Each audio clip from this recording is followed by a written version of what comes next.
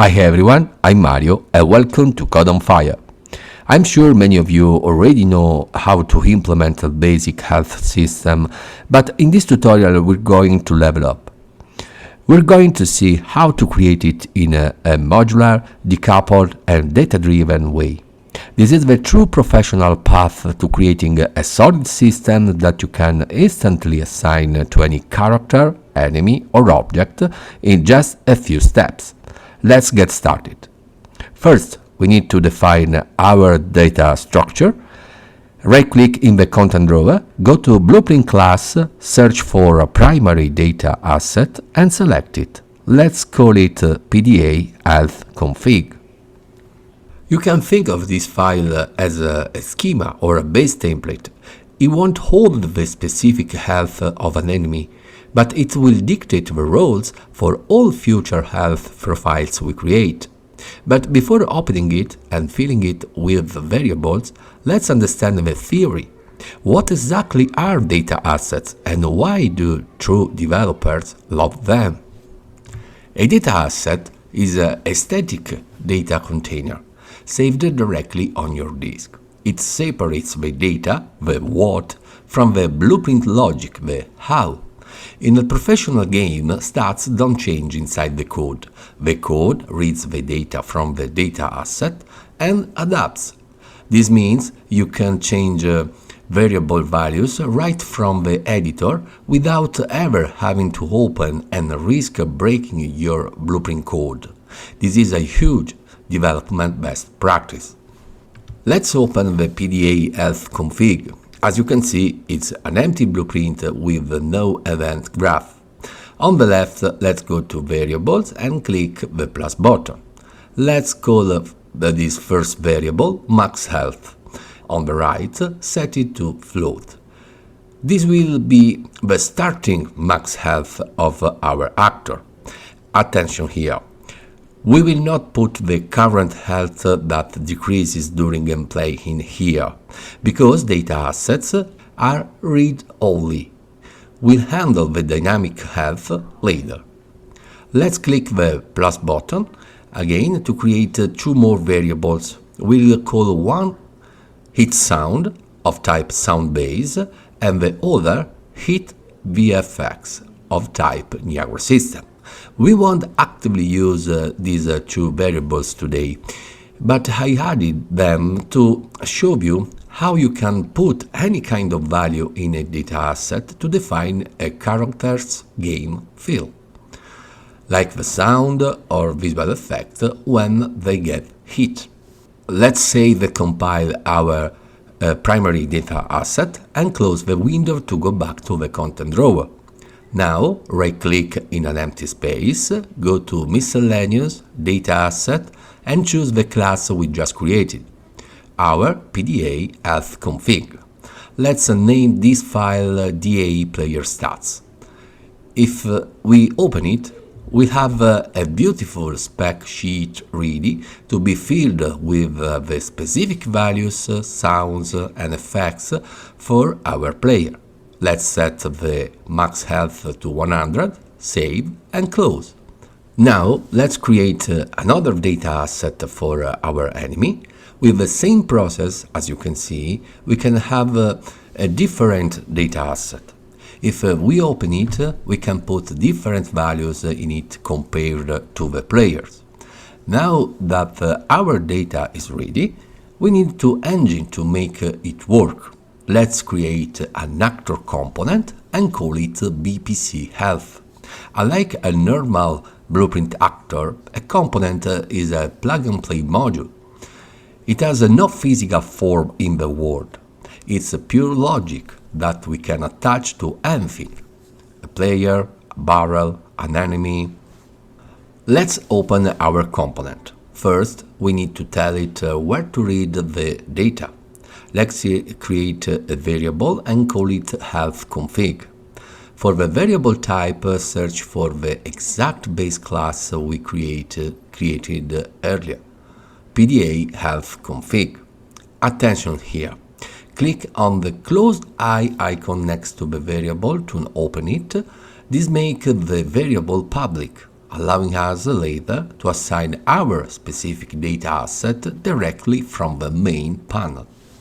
Now let's create our health pool, a second variable called current health of type float. This is the health that will go down when we take a hit. Pro tip for you, leave the high closed. This concept is called encapsulation. We're telling Ariel no one outside this component can secretly modify this number. Only our secure functions will be able to do it. It prevents a ton of bugs in complex games.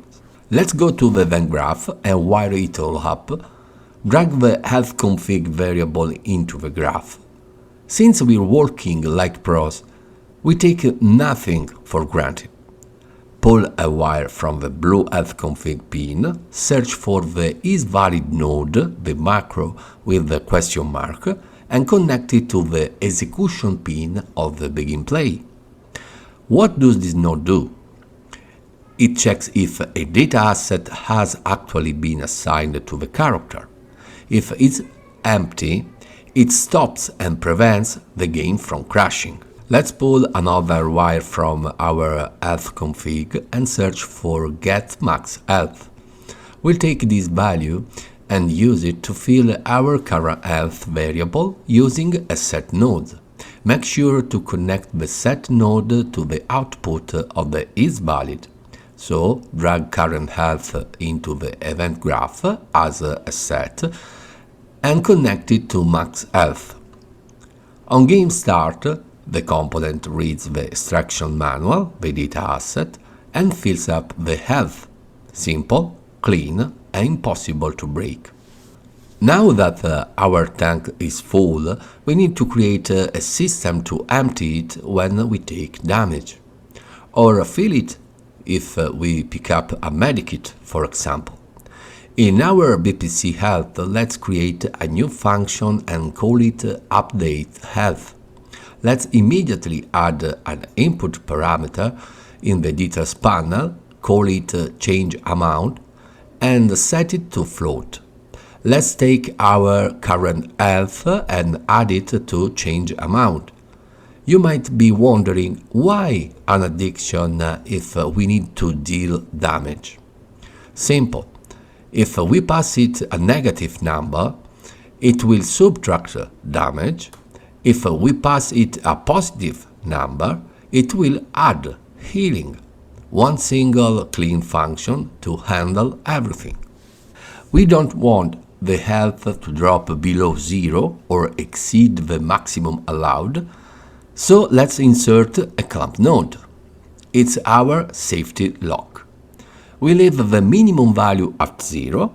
For the maximum value, we dynamically read the max health from our data asset. Let's save the result into current health. Our component now knows how to update health, but it doesn't know how to communicate. For this purpose, do not use the cast node. Casting to the player every time they take damage is a heavy practice and creates unnecessary dependencies in your code. Instead, we use a blueprint interface. In the content drawer, let's create an interface, right-click, blueprint, interface, and let's call it BPI damageable. Let's rename the default function to interact damage and add an input parameter called damage amount, always type float. The interface has no code inside it. It's just a message. It acts like a messenger. Any trap or projectile in the game will use the messenger to say take 10 damage, and any object listening to this interface, whether it's our player, an NPC, or an explosive barrel, will receive the damage without the damage dealer knowing who it hit. This is decoupling. Before closing the component, we need to make sure it communicates its results to the rest of the game. The component calculates but doesn't know how to broadcast to the rest of the game. So let's create two event dispatchers, which are like alarms. We'll call the first one on health changed and the second on death. Let's select on health changed. Since this alarm will be used to update our health bar on the screen, we need to pass data to it. Let's add two float inputs, current health and max health. This way, the UI will know exactly what percentage to show, without ever having to cast to the player. Let's go into our update health function. Right after updating our health with the set, let's drag our on health changed into the graph and call it. Connect the pins to pass the newly calculated health and the max health from the data asset. Perfect. Now, with every single hit or heal, the component will broadcast this new data to anyone listening. Finally, let's handle death. Let's insert a less or equal node and connect current health to it. Let's place a branch and connect the condition. If current health is less than or equal to 0, it will go to true, meaning we are dead. So we call our second alarm on death. Our engine now calculates safely and broadcasts data outward in an optimized way. Go to assemble everything on the player. Let's open our character. First, let's teach it the language of damage. Go up to class settings, look to the right under interfaces, add our BPI damageable. Let's go to the components on the top left, click add, and insert our BPC health. Remember the OpenAI icon we checked earlier? This is what it was for. By selecting the component, our health config slot appears on the right in the details. Let's assign the player's instruction manual, DA player stats, done. In 3 seconds, we gave the character stats and logic. Now, let's wire up the incoming damage. In the event graph, right-click and call the interface event interact damage. Drag in our health component and call its update health function, but beware of the math trick. Our function does an addition, remember? But we are receiving positive damage. To subtract it, we just need to multiply the incoming damage amount by -1 using a multiply node and pass it to the function. Super clean. Only one thing left, death. Our component triggers the on-death alarm, but how does the player listen to it? Very simple. Select our component, go to the right in the details, all the way to the bottom, and you'll find our on-death event. Click the plus button, Arial will create the event for us. This is auto-binding. To finish, let's tell the player to collapse into an awesome Ragdoll. The secret many get wrong is this: just enabling physics is not enough. First, we disable controls by calling a disable input. Then, crucially, we take the collision capsule and turn it off with a set collision enabled set to no collision. Finally, we take our mesh, connect it to a set simulate physics, check the box, and lastly, connect a set collision profile name, typing Ragdoll with a capital R right here. Add a get player controller node to the disable input node. Before hitting play, we need something to hurt us to put our system to the test. Let's create an actor. content drawer, right-click, blueprint, actor blueprint. Let's call it BP trap and put a box collision inside it. With the box collision selected, go to the details, scroll down and click the plus button to add an on-component begin overlap event. This way, the trap doesn't have to cast to figure out who stepped into it. Let's connect a spawn emitter at location and pick an effect to spawn. Let's use the box collision as a reference point by connecting it to a get word location, and finally connect everything to the location pin of the spawner.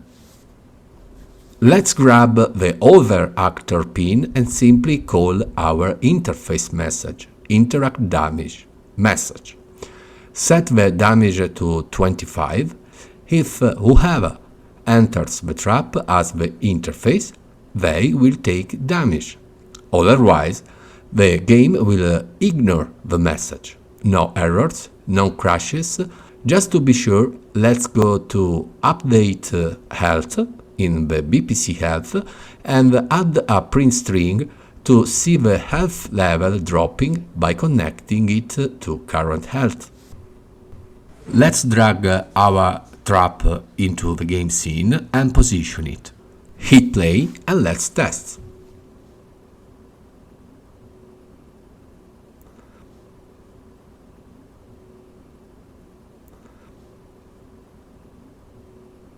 Our character collapses to the ground perfectly, and our system works. But wait, we have a fatal flaw.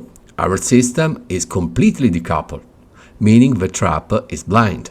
It damaged us, and then it will damage an enemy that works on it. That's a deal breaker. Our decoupled system has created a friendly fire disaster. To fix this without using casts, we use actor tags. Go to our BP third-person character. In the details panel, search for tags. Click the plus button and type player. Compile and save. Back in our BP trap, pull a wire from the other actor pin and use the actor hashtag node. Typing player. Connect it to a branch. If true, we call interact damage. Perfect. Now the trap only hurts actor with the player tag. Our decoupled code is now smart and optimization is intact. But what if instead of a simple trap we are making a shooter with line traces? This is where the power of this system truly shines. Create a BP cube shooter actor with a simple cube mesh. On event tick, let's fire a length trace by channel. To set up the laser, plug a get actor location into the start pin, then grab the get actor forward vector, multiply it by 1500 for the distance, and add it to our start location. Plug this math into the M pin, change the draw debug type to for1 frame so we can see our beam. Now, from the out hit pin, call break hit result. Take the hit actor and, just like before, use actor hashtag to check for player. Connect it to a branch. If it's true, from the hit actor pin, simply call interact damage message. No casting, no messy dependencies. This single health system now works for traps, swords, bullets, and line traces automatically.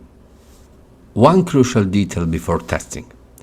Our line trace uses the visibility channel, so we must go to our player character, select the capture component, set its collision presets to custom, and make sure it blocks visibility. Otherwise, the laser will pass right through us like ghosts.